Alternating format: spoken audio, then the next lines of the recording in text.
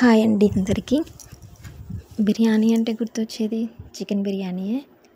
Chicken బిర్యానీయే కాకుండా మన ఇంట్లో ఉండే నార్మల్ రైస్తో ఎగ్ బిర్యానీ కూడా ప్రిపేర్ చేసుకోవచ్చు. అది ఎలా అనేది నేను ఈ వీడియోలో చూపిస్తాను. వీడియో స్కిప్ చేయకుండా ఎండ్ వరకు చూసేయండి. ఒక 3 గ్లాసెస్ ఆఫ్ రైస్ తీసుకొని దాన్ని 2 టైమ్స్ మంచిగా వాష్ చేసి వాటర్ పోసేసి ఒక 1 అవర్ పాటు నానబెట్టుకొని పక్కన పెట్టుకోవాలి. అలాగే ఒక 10 టొమాటోలని మంచిగా వాష్ చేసి నేను చూపించిన విధంగా 4 పార్ట్స్ కింద కట్ చేసుకొని మిక్సీ జార్లోకి వేసుకొని టమాటో ప్యూరీని చేసుకోవాలి. అలాగే బిర్యానీ కోసం లెమన్స్, పుదీనా, కొత్తిమీర, హోల్ గరం మసాలా, 2 పెద్దగా తరుగుకున్న ఉల్లిపాయ ముక్కలు, అలాగే ఉడకబెట్టుకున్న ఎగ్స్ని ఫ్రై చేసుకొని పక్కన పెట్టుకోవాలి. అడుగు మందంగా ఉన్న ఒక పాత్ర లేదా గంజును తీసుకొని 3 టేబుల్ స్పూన్ వరకు ఆయిల్ వేసుకొని ఆయిల్ హీట్ అయ్యాక ఉల్లిపాయ ముక్కలు మొత్తం వేసుకొని గోల్డెన్ బ్రౌన్ కలర్ వచ్చేంత వరకు మధ్య మధ్యలో తిప్పుతూ దాదాపు 5 నుంచి 10 నిమిషాల పాటు కలుపుతూనే ఉండాలి. మొత్తం గోల్డెన్ బ్రౌన్ కలర్ వచ్చే వరకు కలుపుతూనే ఉండాలి. ఇలా కలిపిన వాటిలోకి హోల్ గరం మసాలా యాడ్ చేసుకొని మళ్ళీ ఒకసారి అంతా కలిపేసుకోవాలి. అలాగే పచ్చిమిర్చి ముక్కలు కూడా వేసుకొని అంతా కలిపేసుకోవాలి. పుదీనా, కొత్తిమీర కూడా వేసుకొని మొత్తం అంతా కలిపేసుకోవాలి. వీటిలోకి 1 స్పూన్ అల్లం వెల్లుల్లి పేస్ట్ వేసుకొని ఆయిల్లో మొత్తం ఫ్రై చేసుకోవాలి. ఆయిల్లో ఫ్రై అయ్యాక కొద్దిగా పసుపు వేసుకొని మొత్తం అంతా కలుపుకోవాలి.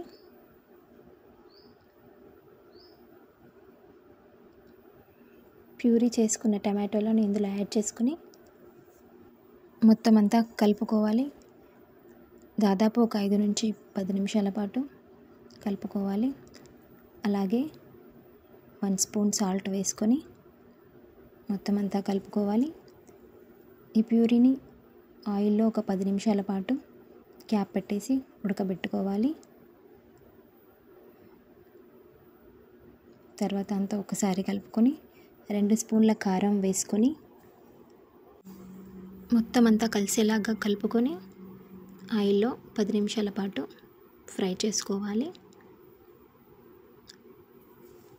అడుగంటకుండా మధ్య మధ్యలో తిప్పుతూ కలుపుకోవాలి.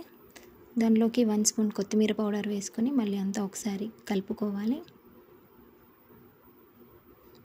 మధ్య మధ్యలో తిప్పుతూ ఫ్రై చేసుకోవాలి.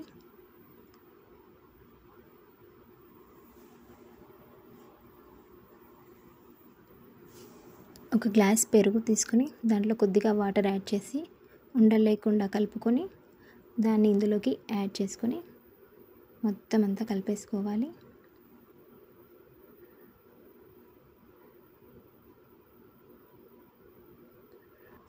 చివరగా ఒక చెక్క నిమ్మకాయ రసాన్ని కొద్దిగా కొత్తిమీర యాడ్ చేసుకొని మొత్తాన్ని అంతా కలుపుకొని క్యాప్ పెట్టేసుకొని లో ఫ్లేమ్లో ఒక 5 మినిట్స్ పాటు కుక్ చేసుకోవాలి.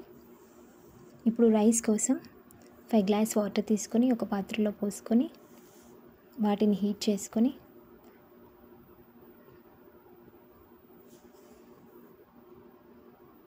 అందులోకి పుదీనా, కొత్తిమీర, సాల్ట్,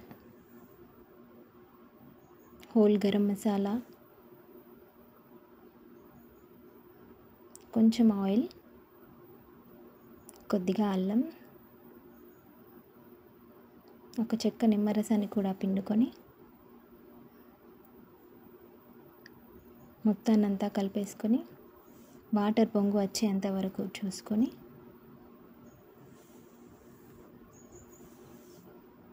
వాటర్ పొంగు వచ్చాక అందులో నానబెట్టుకున్న రైస్ని యాడ్ చేసుకొని ఉడకబెట్టుకోవాలి. దాదాపు అన్నం 90% ఉడికిన తర్వాత ఒక స్ట్రైనర్లోకి తీసుకొని వాటర్ అంతా వడగట్టేసి పక్కన పెట్టుకోవాలి.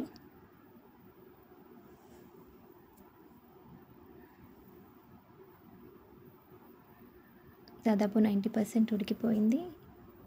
ఇప్పుడు ఒక స్ట్రైనర్లోకి తీసుకుందాం. ఇలా వాటర్ అంతా వెళ్ళిపోయాక రైస్ పొడి పొడిగా అవుతుంది. మనం ముందుగా కుక్ చేసి పెట్టుకున్న కర్రీలోకి ఈ రైస్ని అంతా యాడ్ చేసి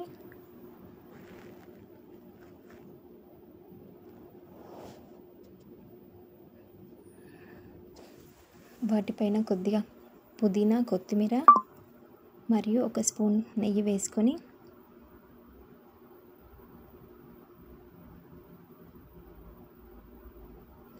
క్యాప్ పెట్టేసుకొని లో ఫ్లేమ్ మీద 10 నిమిషాల పాటు దమ్ చేసుకోవాలి. ఇక్కడ ఎగ్ బిర్యానీ అని ఎగ్స్ చూపించట్లేదు అనుకుంటున్నారా? నేను చేసిన ఎక్కువ క్వాంటిటీ వల్ల ఎగ్స్ బ్రేక్ అయిపోతాయని ఎగ్స్ని పక్కన పెట్టేసుకున్నాను. మనం తినేటప్పుడు ప్లేట్లోకి సర్వ్ చేసుకోవచ్చు. 10 నిమిషాల దమ్ చేసిన తర్వాత మొత్తాన్నంతా నెమ్మదిగా కలుపుకోవాలి. మొత్తం అంతా కలిసేలా కలుపుకోవాలి.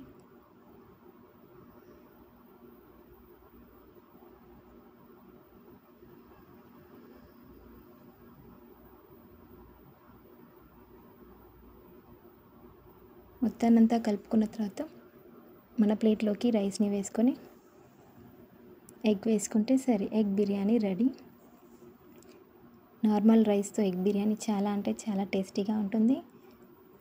మీరు ఒకసారి ట్రై చేయండి, తప్పకుండా బాగుంటుంది.